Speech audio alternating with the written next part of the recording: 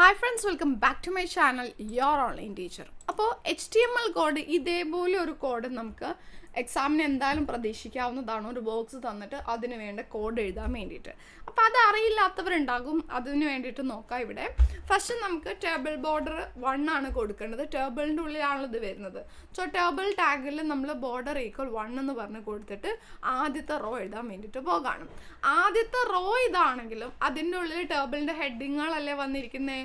So table raw എന്ന് പറഞ്ഞ tag open ചെയ്തിട്ട് ആദ്യത്തെ ഹെഡിങ് ഇതാ ടേബിൾ ഹെഡിങ് റോൾ നമ്പർ എന്ന് എഴുതി അത് ക്ലോസ് ചെയ്തു. പിന്നെ രണ്ടാമത്തെ ഹെഡിങ് നെയിമാണ്. സോ അത് എഴുതി ക്ലോസ് ചെയ്തു. അടുത്ത ഹെഡിങ് ക്ലാസ് ആണ്, അത് എഴുതി ക്ലോസ് ചെയ്തു. ആ റോ ക്ലോസ് ചെയ്തു. രണ്ടാമത്തെ ടേബിൾ റോ മുതൽ ഇവിടെയെല്ലാം ടേബിൾ ഡേറ്റ കൊടുത്താൽ മതി. ഓരോന്നും ഡേറ്റയുടെ ഉള്ളിൽ കൊടുത്താൽ മതി. ഇതാ അടുത്ത റോ വന്നു, ടേബിൾ ഡേറ്റ TD എന്നല്ല 100 കൊടുത്തു, അത് ക്ലോസ് ചെയ്തു. ടേബിൾ ഡേറ്റ വിഷ്ണു കൊടുത്തു, ക്ലോസ് ചെയ്തു. ടേബിൾ ഡേറ്റ C1 കൊടുത്തു, ക്ലോസ് ചെയ്തു. ആ ടേബിൾ റോ ക്ലോസ് ചെയ്തു.